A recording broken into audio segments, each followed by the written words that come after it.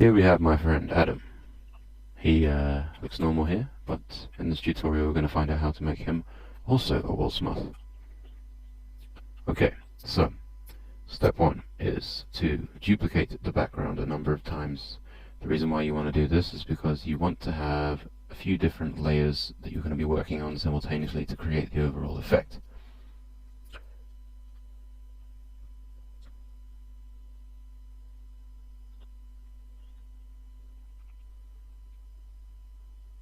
So what you want to do first is to copy the features that you are going to shrink from this layer here. I'm going to hide that layer. Now doing this is pretty simple. Probably the hardest bit is getting it continuous. You want to use some combination of the lasso tool to make sure that you grab the facial bits properly. So here's the mouth, obviously. I'm going to do this real fast so you don't get bored. It's going to be a bit crap, but it doesn't matter. Alright, you use the command layer via cut, and what that does there, if I hide all the other layers, you see it creates another layer with Adam's mouth, which in a way is funny, but it gets a lot better. Also makes the original look kind of strange. Okay, so you hide this layer. The next thing to do is the eyes. This is a bit more complicated because there's glasses as well. There seems to be no real way to kind of do this authoritatively. You just sort of haphazardly grab as you can. Again, I'm speeding through this. You can do this better with a magnetic lasso tool and a bit of time, but we don't have time, do we? Okay, so as you see, you've almost got Adam's eyes here. So, a new layer from this, layer via cut. And you'll see there's also a layer that has appeared that's got his glasses on it. You can do other facial features as well, such as the nose, ears. They're not really visible here, but you could do. But keeping it simple, we're not going to do those. So, as you can see, there is now one layer for glasses, which I will call glasses, or try to. Okay, layer tool, come on.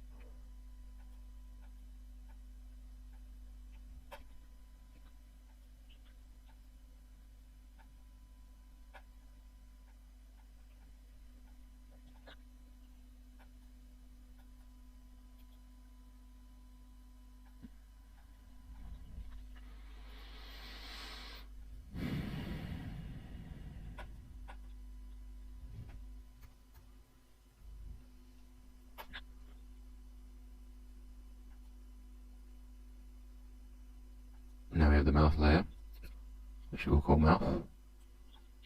Try to. Once again, click ain't working too well here. You'll know how he looks a bit like a member of the IRA now, with the balaclava with the check pattern on it. It's not an intended effect, it's just there to amuse you. Yeah, this will work eventually. There you go. Mouth. Cool. So now we have the intact layer on the top, which we are going to rename and call faceless, because as you see, what I have to do here is remove the facial features. So that mouth and glasses can be resized and it looks continuous. Okay, this used to be real hard in the old Photoshop, but it's pretty easy in this one. In CS5, there is a little tool called the, I think it's called the healing brush tool. Yeah, it's the one. And what it does is it just makes an area sort of blend in to the background. What I'll do now, first though, is duplicate faceless, just so if I screw up anything, I've still got the original layer there. So as you'll see, well, I don't need to mute those. As you see,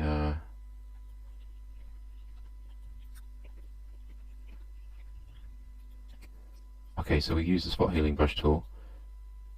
Used to be a lot harder in the old Photoshops, but not so much in CS5. As you see, I just copied faceless again, just because I'm paranoid about screwing anything up. Go like that. And you see his mouth has kind of disappeared, but there's this weird thing at the top. Just like another mouth. That's not meant to be there. So, tool again. And that happens. That's definitely not... That's not meant to happen either.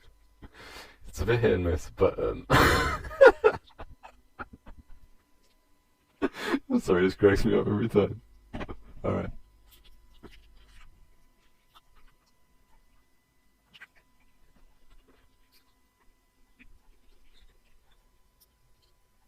almost getting some continuity there.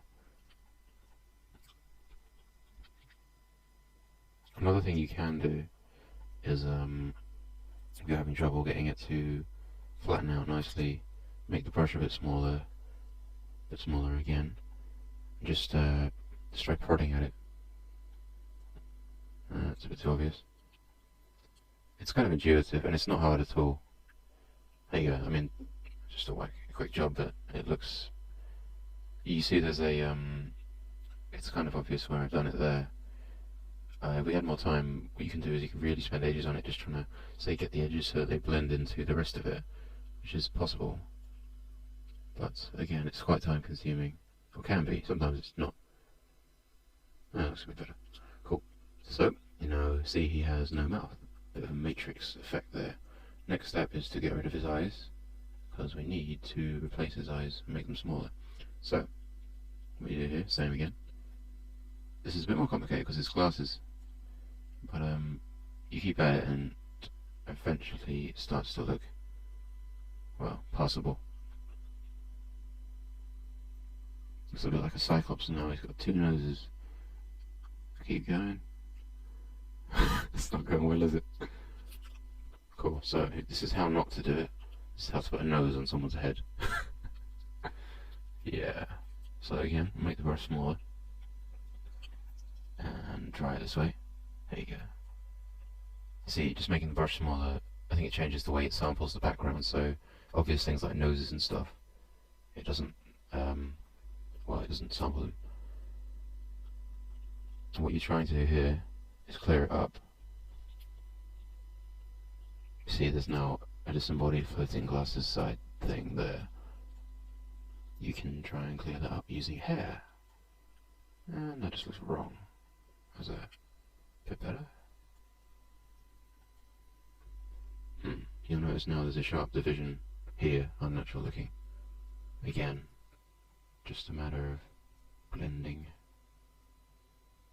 That looks passable.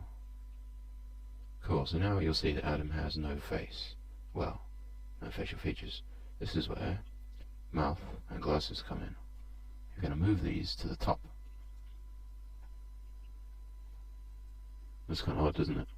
Well, that's good. It's meant to look odd. What you want to do now is sort of try. You see earlier on I did a really shoddy, quick job of copying these things.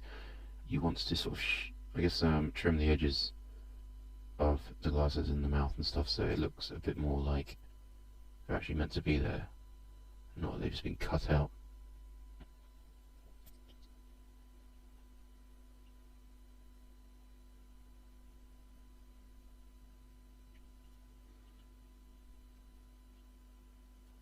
Again for the mouth, yeah, sorry, you have to obviously do that on the mouth layer.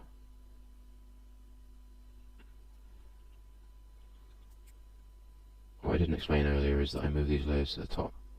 It's important because you want them to be, well, because they are on the top, they take precedence over the faceless background you've created.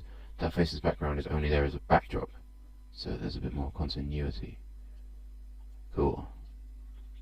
So, now you have a kind of creepy looking face, but it will get better. Next step is to resize. So, what I did there was I clicked the lasso tool, right click, free transform. You see it now selects his mouth, so it gets interesting. You see the mouth gets smaller, but the background is still continuous. Now Adam's mouth, you move, I mean there's different ways to do it. You put it down there, it looks kind of stupid for some reason, tiny mouth near the chin area. You put it up there, it makes him look, I don't know how to describe it, but kind of funny. So you move the mouth up, the eyes look the same, still kind of creepy. Again, this is not such a good example. I should have done someone without glasses, but you'll see.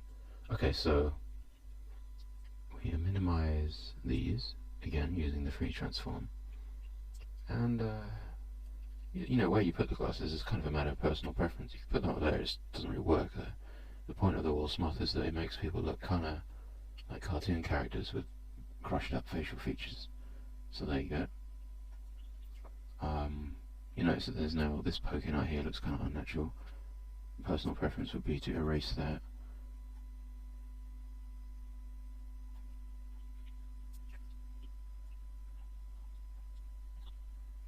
also to erase this bit here. It'll look like his glasses is they've got no end on them, so you can sort of try and fudge that by doing this. That doesn't really work, so an alternative option in this case could be to just erase the frame. Again, this is a matter of getting it right.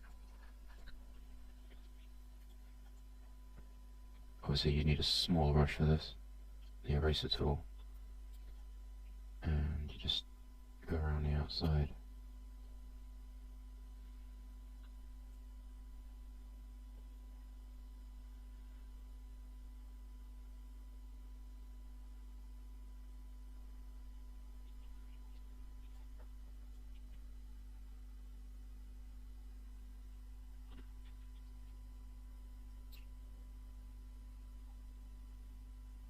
At this point you have basically removed the glasses, but you want the eyes to be more continuous and fit in with the background, so the best thing to do here is to erase the skin around the eyes.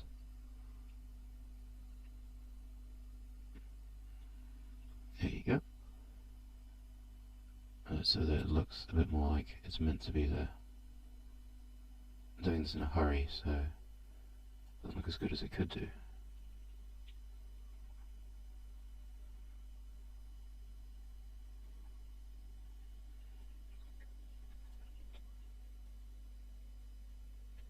There you go. Tiny, tiny little eyes.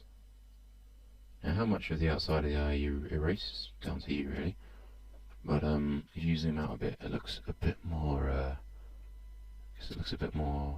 you can't see the editing as much. He looks a bit like an alien now, doesn't he? Another cool thing to do then is to select one eye, and then layer by cut, like you did before. That's now split this into two layers, glasses and what it's calling layer 1. At this point, if my mouse would let me, I'd just rename book 1 like I1 and I2. That's not possible, so we'll just pretend that layer 1 is called I2, and you see we can move it, and this changes the effect of the eyes, and even subtle movements of the eyes create all sorts of different kind of interplays and facial features. It looks kind of feminine now, don't know why, but must be a reason for it. Again, you could move them higher up, put them together, that looks really unnatural, like that or something. Or you can just stick them under his nose, which is a bit of a cop-out really, that just looks weird. So yeah, there you go. That's how to make your friends on Facebook WOLL SMOTHs. If you do any really good ones, you should post them on the internet. One more last point about this is the naming, which is a matter again of personal preference, but I like to substitute vowels for O's. So as you know, as I said, his name's Adam, his surname is Smith. So helps if you make the text readable in this kind of thing. So make the text white. He says as it doesn't go white. Thank you. Pain in the ass. There you go. Right. Cool. White text now. So we want to substitute the vowels. This is discretionary. I think Odom Smoth. It's a bit too similar to WOLL SMOTH. So maybe you can add another O. Odom Smooth. You see, you've got an immediate backstory there. Odom Smooth, some kind of weird space alien with tiny, tiny mouth and tiny eyes. And yeah, experiment. The world's your oyster. Anyway, thanks for watching, and enjoy the shoops.